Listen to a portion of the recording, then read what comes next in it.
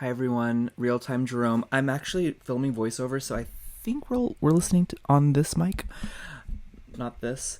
I don't even know why I have this on.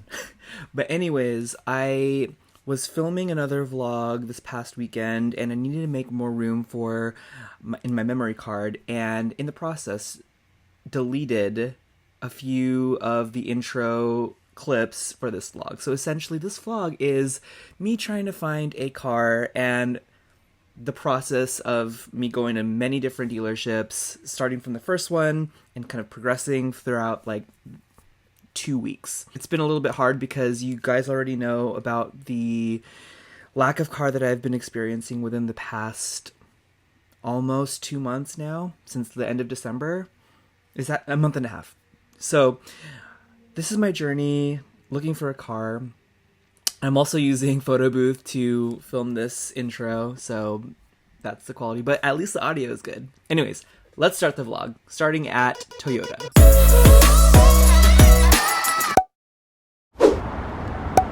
This is the RAV4 Hybrid, which I believe has pretty good fuel efficiency as well. This one has like the two-tone, the black top, and then the silver. My friends Ashley and Jordan have the white with the black top, which I really liked when I met them up this past summer. Around all of this. And then do most of the vehicles have like Android Auto and... Apple CarPlay, Android Auto, yeah. Okay. With the RAV4, I don't know if I would want any other color other than what I have like right now, white. I did see a white here earlier, which looked pretty nice. Okay, so I'm back in the car, and I don't know, I feel like this is being my first interaction with a salesman like recently, in the past like 8-9 years. It seemed like the person was a little not as engaged after he told me that none of the inventory for plug-in hybrids come to Washington State and mainly go to Oregon, like they don't get it here.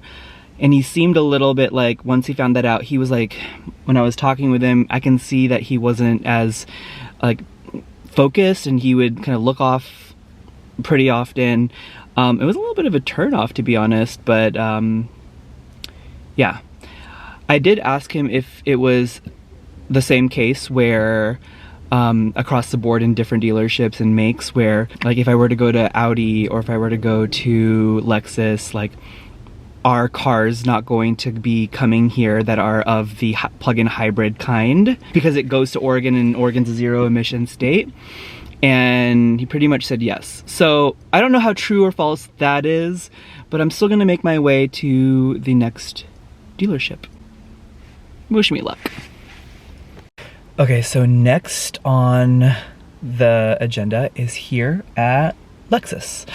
For those of you guys who don't know, Lexus is like the luxury brand of Toyota. My dad has been telling me, go get a Japanese car because of the reliability and how much longevity it has. So here we are. Hopefully I'm not gonna hear the same problem of not having inventory, but I am holding my breath.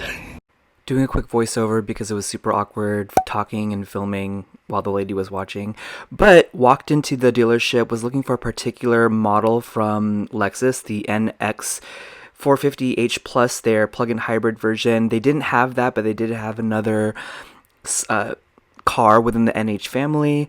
As you can see, it is another compact SUV, which is around the same size that I'm looking for, and coincidentally the same color. I really like the exterior, and the interior was really nice as well, but they didn't have it.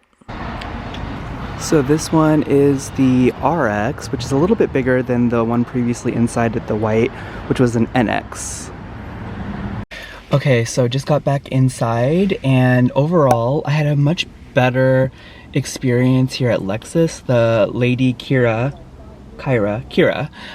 was really helpful, very open, showing me different models, telling me a little bit about the 3 models. I saw the UX, which I didn't really get much footage of because it's super small, and it's like somewhere between a compact SUV and a sedan.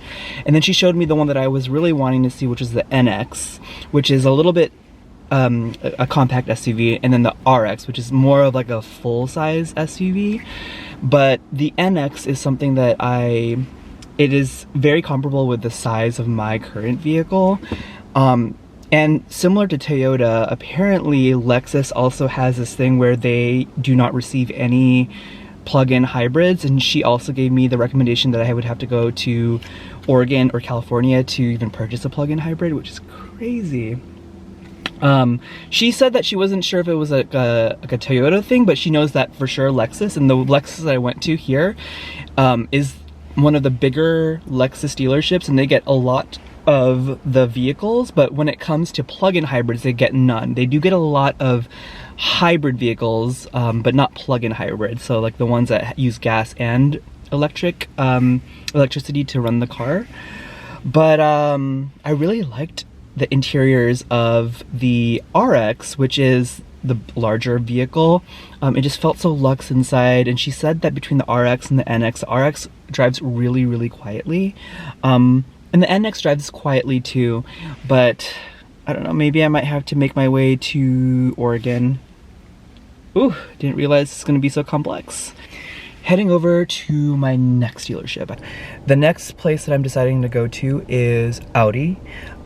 Interested to know if there's any difference between like the inventory and availability, because here in Washington, same problem as Toyota and Lexus, but we shall see. And that is from a electric vehicle perspective. I see that there is a big sign here that says e-tron.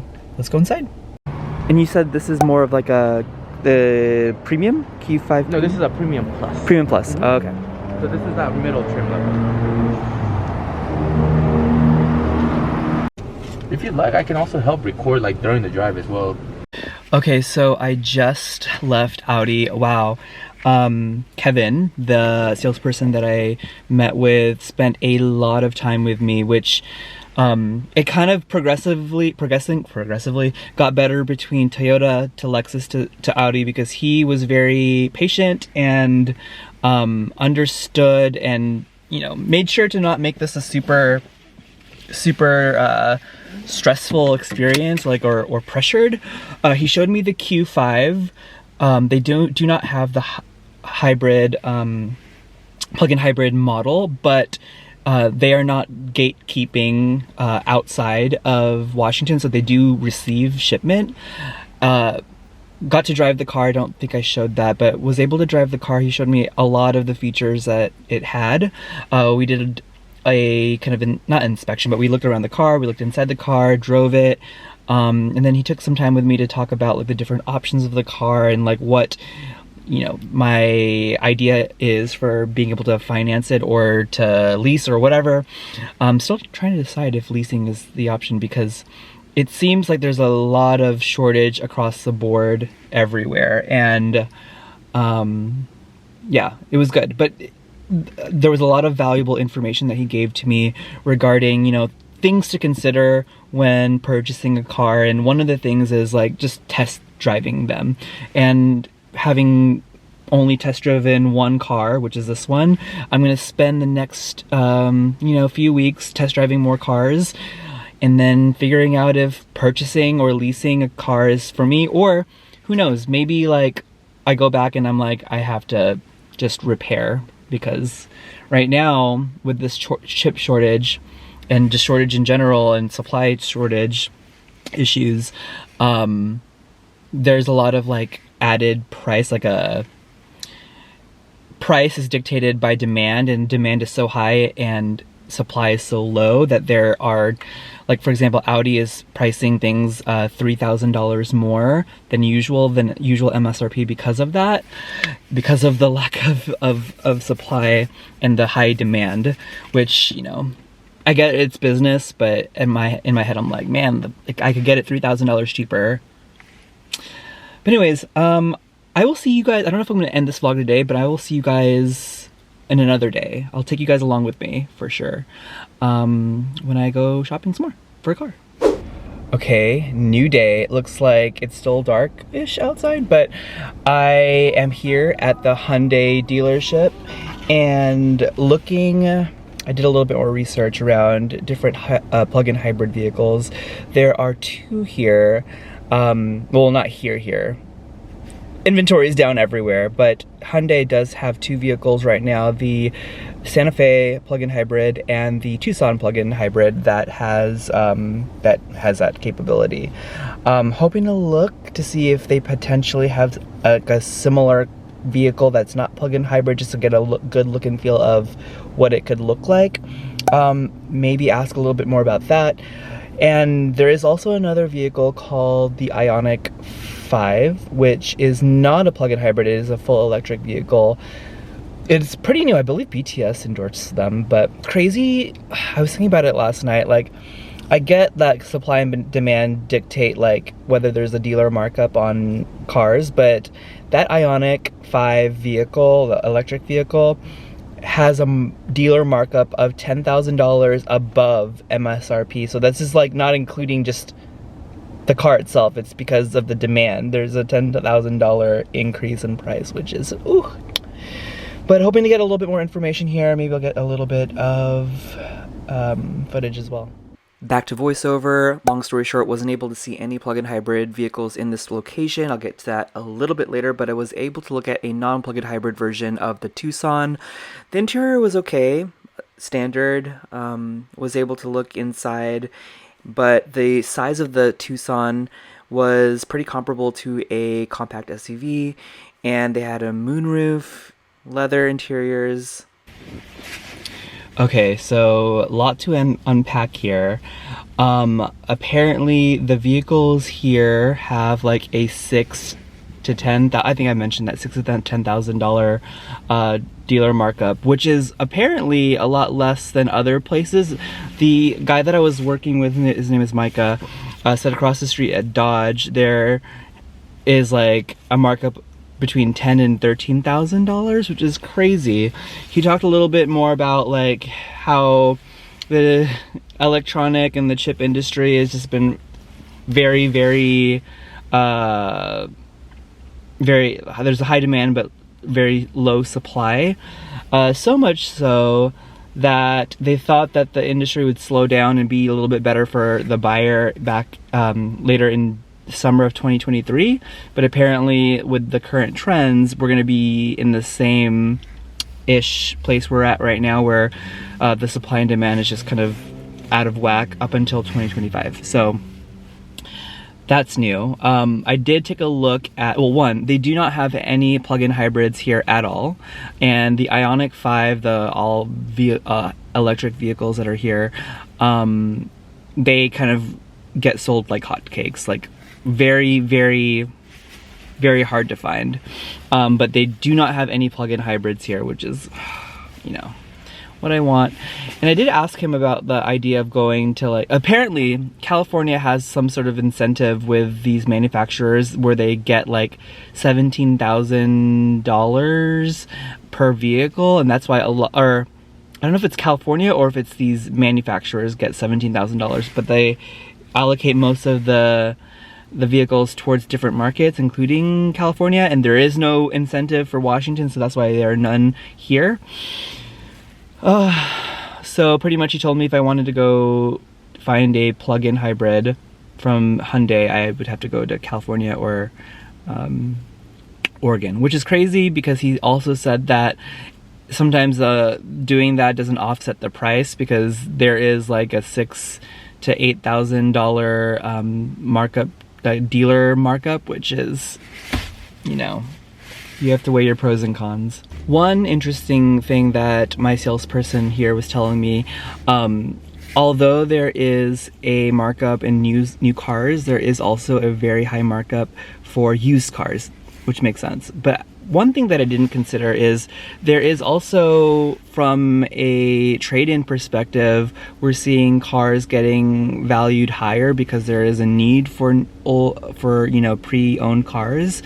So that's something that I have going for me. I do know, you guys know that my transmission isn't at its best place right now, so yeah. Anyways, that's my day to day. I don't really have any other plans of going to any other dealerships today, so I will see you guys in another day. Okay, back to real time, Jerome. You guys saw the vlog right before this one going to Portland. I think I did a really bad job, or lack of any job, explaining that we went to the Toyota in Portland after the Toyota in Bellevue, where I went in the beginning of this vlog, essentially had zero inventory for plug-in hybrids. So here, Toyota Portland, checking out a car. So this one is the 2022 RAV4, just the regular base, not the hybrid, not the plug-in hybrid. It's gray, and the interiors look like that.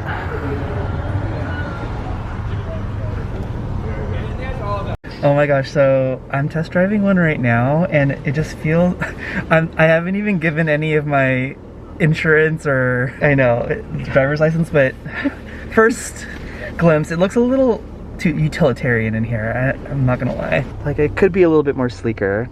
So driving right now, it's definitely not as quiet as I thought it would be, but our salesperson guy said that it probably wouldn't be quiet because it's like a regular gas and not the hybrid or the plug-in hybrid. Okay. But yeah, driving around right now, it's kind of crazy.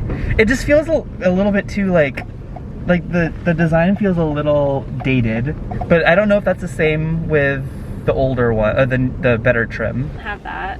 So Elsie mentioned about her parents' car having these functions with being able to specify what terrain you're driving in, and you like driving your parents' car when it's the snow mode. Yeah, you can tell like it changes and it grips. Oh yeah. By the way, Elsie's here. Hi. Yeah, but it just feels a little dated. But I feel like the better trim is a lot more sleeker. Yeah. Okay, so I'm here at the Lexus dealership here in Portland. There is a car that I've been looking at online, and it is the plug-in hybrid NX 450. Not sure if they'll have it at all. When I talked to somebody on the phone a few days ago, they said that they don't have any, but there may be one coming up. But this car right in front of me is another trim within that model. So this is the NX 300, and I'm looking for the NX 450, which is the plug-in hybrid version. This is a hybrid, but not a plug-in. The inside looks pretty sleek. They have a really long display right inside there, but I'm gonna try and get a little bit more information. Okay, so Elsie and I are in the 2022 NX 350, not the plug-in hybrid, but wow. This is nice. It's really nice. Look at this display. Show them the screen.